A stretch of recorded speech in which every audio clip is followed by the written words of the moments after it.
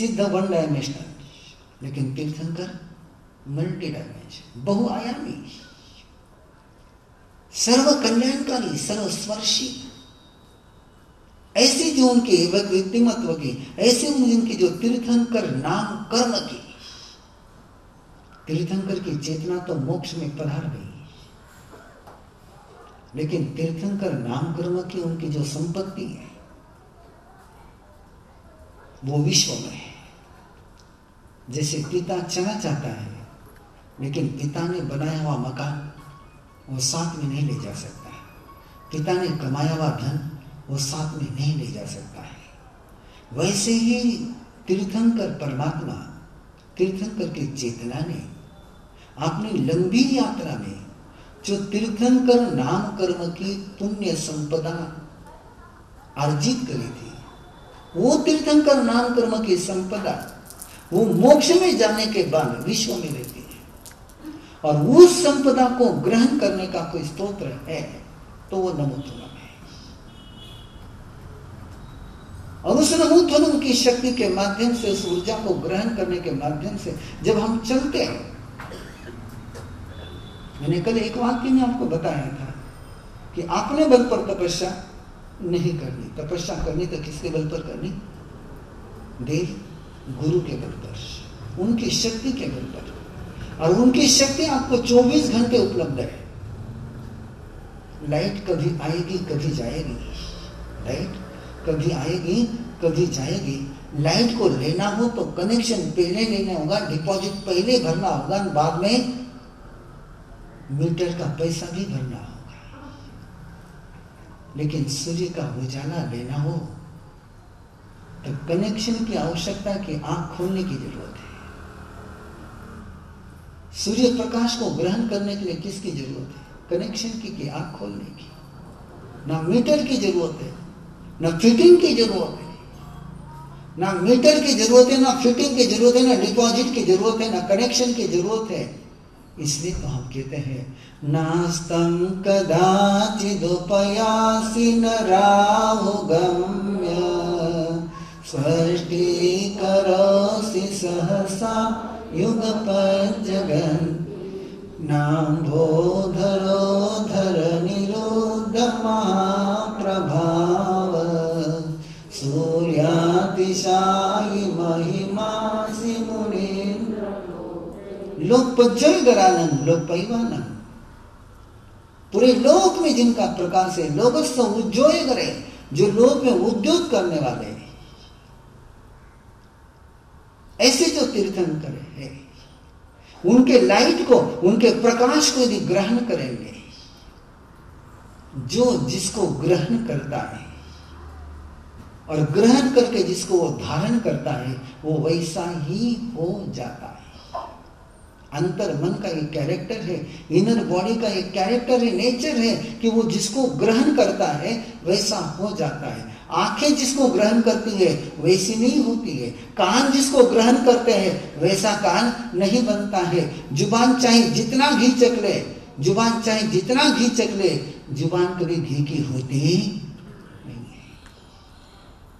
लेकिन अंतर मन जो है, अंतर मन का एक कैरेक्टर है। आप गुस्सा करते हो, कैसे करते हो? पहले गुस्से को ग्रहण करते हो। पहले क्या करते हो? गुस्से को ग्रहण करते हो, और गुस्से को ग्रहण करते हो इसलिए गुस्सा करते हो।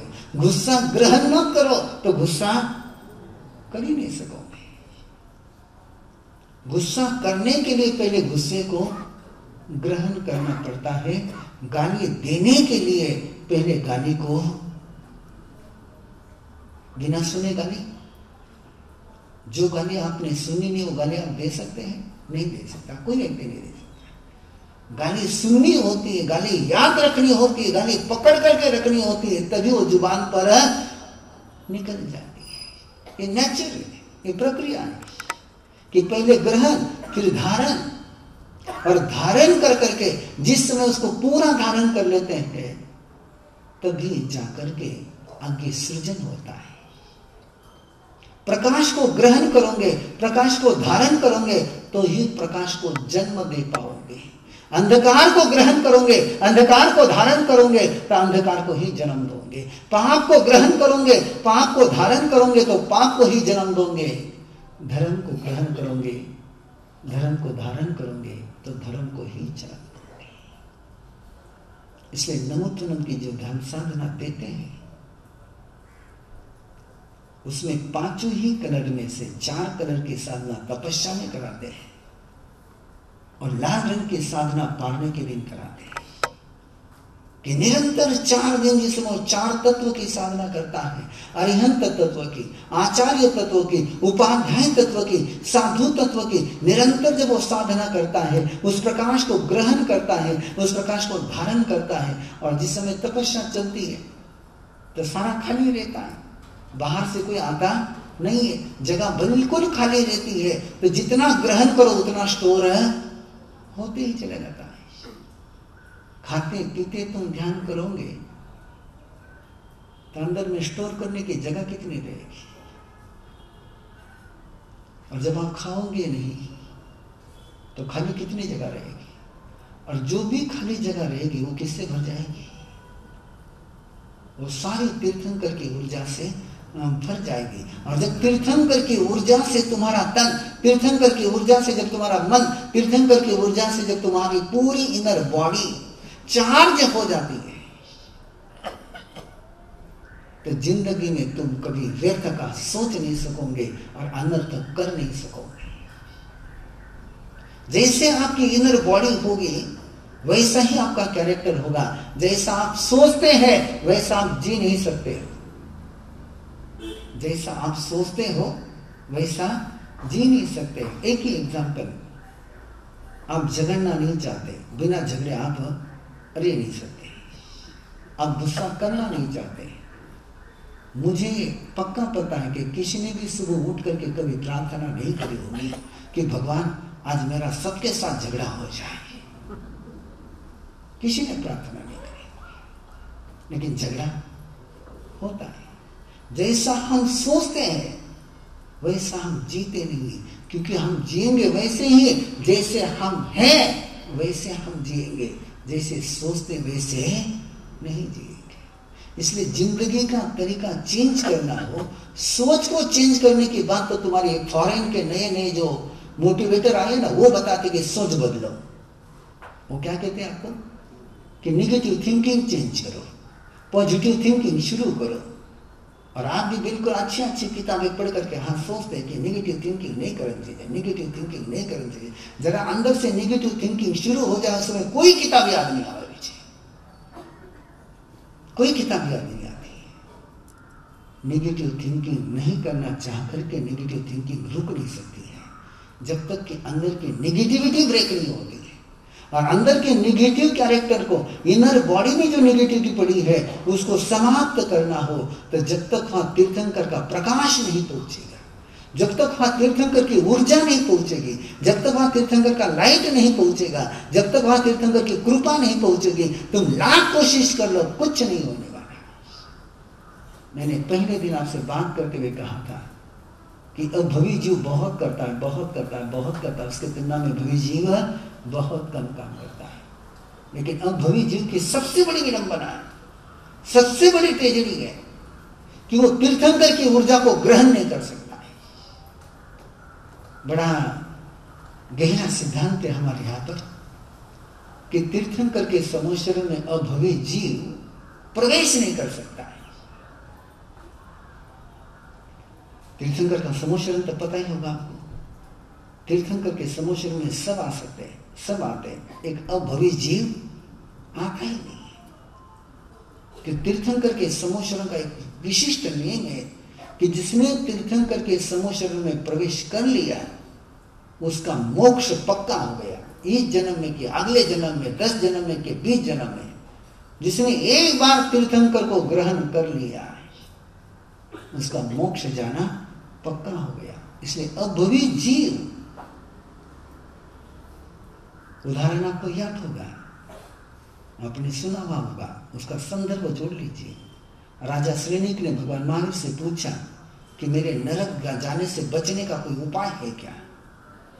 और परमात्मा का तो बिल्कुल सिंपल सिद्धांत है, ऐसी कोई समस्या नहीं कि जिसका समाधान नहीं, ऐसी कोई समस्या नहीं कि जिसका समाधान नहीं। आप उसको कर पाते नहीं कर पाते वो आपका विषय है। तो राजा सैनिक ने पूछा कि मेरे नरक गति से बचने का कोई उपाय? बोले एक नहीं 4 उपाय बताता हूं। कितने उपाय? एक नहीं 4, लेकिन तो 4 में से एक भी नहीं कर पाएगा। है उपाय है। और सबसे पहले उपाय क्या बताया? बिल्कुल एक ही उपाय बताया, बिल्कुल सरल उपाय बताया कि तेरे दादी को दर्शन करा दे। राजा सैनिक ने सोचा इतना आसान उपाय मेरे नरक गति से बचने का। आदि जाता हूं, दादी को ले आता हूं, दर्शन करा देता हूं, नरक से मुक्ति ही पा जाता हूं। पोता गया दादी के पास और दादी से कहा कि दादी दादी दादी दादी दादी दादी बहुत प्यार करती पोते से, लेकिन पोते की गलतफहमी बनी रहे अच्छा नहीं। हाँ, दादी उतना ही पोते से प्यार करती है जब तक दादी के मूल कैरेक्टर को पोता हाथ नहीं लगाता है। जैसे उसके ओरिजिनल प्रॉपर्टी को हाथ लगाएगा तो दादी ऐसी बिखरेगी कि तो पूछते रह जाओ। राजा सैनिक दादी के पास गया, दादी से कहा कि दादी दादी दादी दादी दादी मैंने जिंदगी में बहुत पाप किए। बोले पागल है। बोले दादी मैं मर करके नरक में जाऊंगा। महापागल है। बोले तीर्थंकर परमात्मा ने कहा। बोले काय का तीर्थंकर परमात्मा?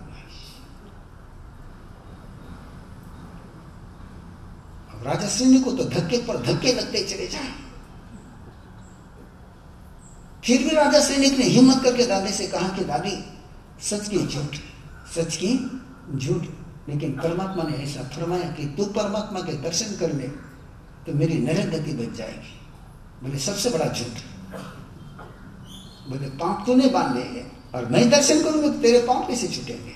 पहली बात तो बोले तीर्थंकर की मैं दर्शन करती नहीं। राजा सैनिक को तो झटका लग गया। बोले सबसे आसान काम सोचता था मैं तो। मेरा ये अनुभव है, मेरा भी यही अनुभव है कि बच्चों को सुधारना आसान है, जवानों को सुधारना आसान है, बिल्कुल एक पल में नहीं। जवानों को सुधारते देर नहीं लगती है। अगली बात मैं बोलता नहीं वैसे में।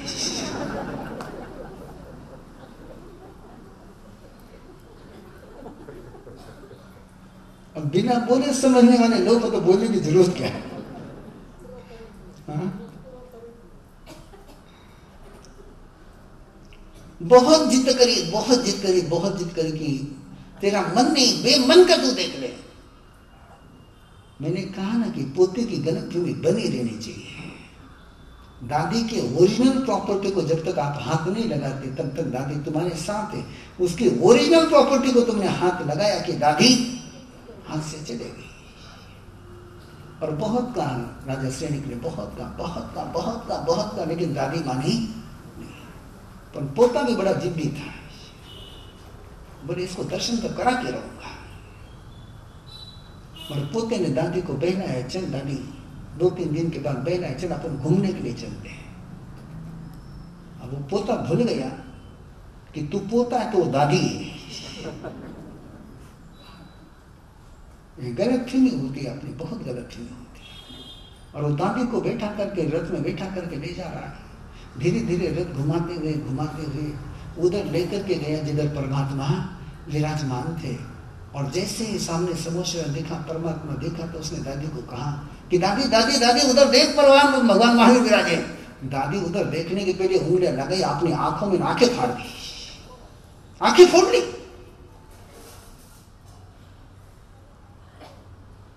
देखना ही नहीं उसको।